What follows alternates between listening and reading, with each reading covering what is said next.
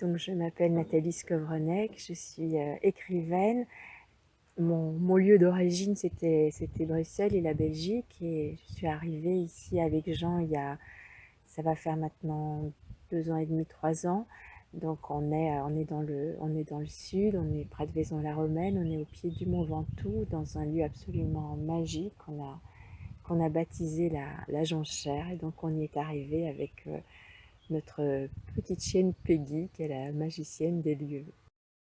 Je suis Jean Rouault, natif de Bar-Inférieur, qui était l'ancien nom de la Atlantique. Maintenant, je me définis comme par ordre d'apparition catholique, communard et vegan. C'est pas écrivain? Je peux dire que je suis écrivain pour l'image sociale. C'est l'écriture qui ramasse tout ça, toute cette évolution, tout ce rapport au monde. La nature me console, oui. Je pense qu'ici, la nature me sent, je me sens utile, je me sens au monde en fait ici. Je me sens importante, mais dans le bon sens du terme. J'ai l'impression qu'ici, la nature compte sur moi, que je prends soin de quelque chose qui n'est pas moi. Et je me sens bien ici au milieu de toutes ces plantes. J'aurais pas pu imaginer ça. J'ai l'impression qu'elles commencent à devenir des membres à part entière de ma famille, que je veille sur elles, et en échange, je trouve qu'elles veillent sur moi aussi, toutes ces plantes, toutes ces fleurs, parce en fait, elles m'apprennent énormément de choses. Elles m'apprennent la patience. La nature ici m'apprend que je ne peux pas tout contrôler, qu'on ne peut pas tout maîtriser, qu'on est une petite chose au milieu d'un grand élément, et qu'il y a des cycles, il y a des cycles de saison, il y a des cycles de vie, et qu'on doit se plier à un rythme qui n'est pas forcément le nôtre. C'est toutes des choses que je pouvais plus ou moins savoir, ou que j'appréhendais intellectuellement. Mais là, je l'éprouve, et je l'éprouve vraiment via mon corps. J'ai beaucoup appréhendé le monde avec ma tête, mes émotions aussi, mais enfin avec ma tête, ma pensée, mes lectures. Et ici, ce sont vraiment des gestes qui me traversent, qui traversent mon corps, de couper, de bêcher, d'arroser, de regarder, de réfléchir. Enfin voilà, tout ça, ça me... Depuis, c'est une forme de consolation, parce que c'est une façon d'être au monde qui est à la fois, qui était très très ancrée en moi, et puis que j'avais perdu, et que je retrouve, que j'aime énormément.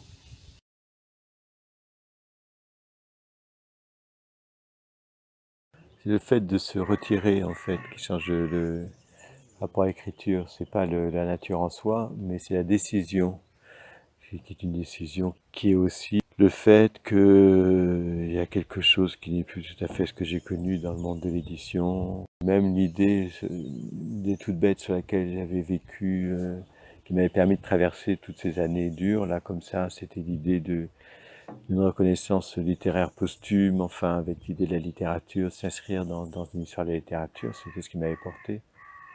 Présent que quand même l'idée même de la littérature est en train d'être évacuée au profit du livre et de la vente du livre. Donc cette idée que peut-être la question de la postérité littéraire est en soi stupide, parce qu'il n'y aura peut-être même pas de gens pour lire ce genre de choses, et peut-être que de toute façon le réchauffement va régler tout ça, va mettre tout le monde d'accord. Donc espèce de lassitude, ça, qui amène à cette retraite-là. Et c'est cette retraite-là, évidemment, au contact de la nature, qui produit espèce de libération, l'écriture où soudain on se moque de la réception.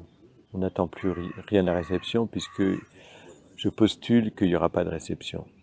Donc du coup, il y a un laisser-aller, mais qui n'est pas un vautrage, un laisser-aller de l'imaginaire, qui se fiche des cadres.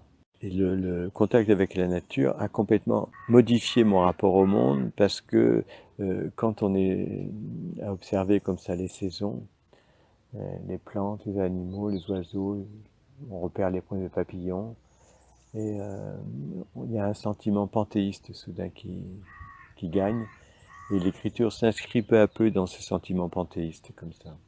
Moi, ma récompense dans l'au-delà littéraire, c'était de rejoindre la gare des Michards de l'an 3050. Donc, à partir du moment où ça en est fini de cette espérance-là, du coup, il y a cette dilution dans le panthéisme de la nature qui fait que ben voilà, on se sent, je me sens partie prenante de tout ce qui m'entoure. Et je ne demande pas aux arbres de me lire.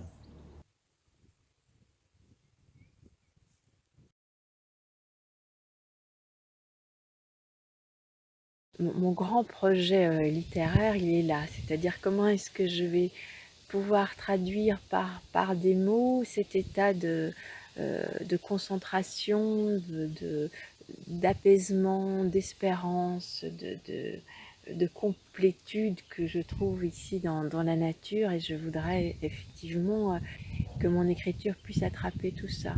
Jusqu'ici, j'ai eu un cycle d'écriture, on va dire, qui s'est beaucoup tourné vers mon histoire familiale, vers le passé, vers essayer de comprendre d'où je venais, de quoi j'étais l'héritière, de quelle histoire j'étais porteuse.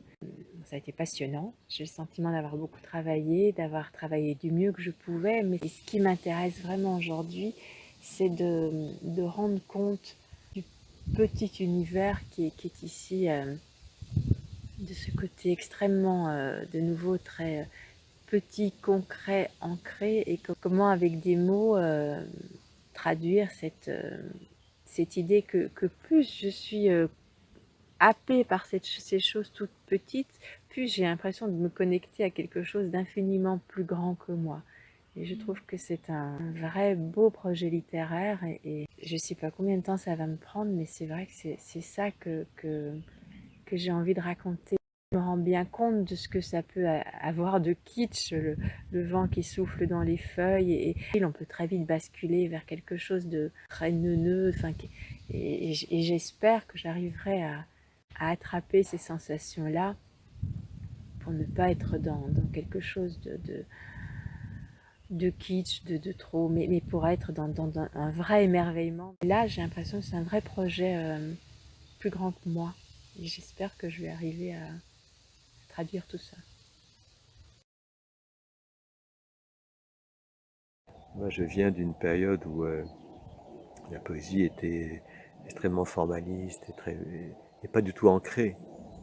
Et que là, il y a un retour justement à une poésie ancrée qui redécouvre le monde.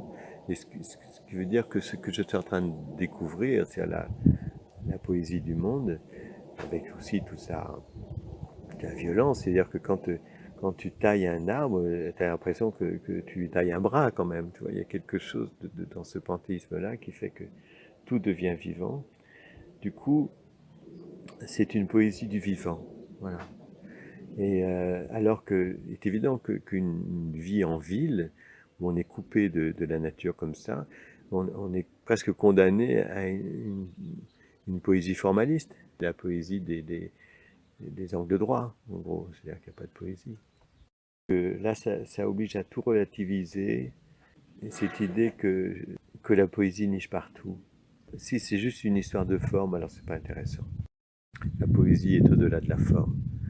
La littérature est dans la forme, mais pas la poésie. Bien sûr que ça prend des formes, ça a pris la forme du sonnet, de l'alexandrin, etc., du vers libre aujourd'hui. Mais le sentiment poétique outrepasse le texte, alors que le sentiment littéraire, c'est le texte. Donc c'est un peu ça aussi que je découvre. Voilà.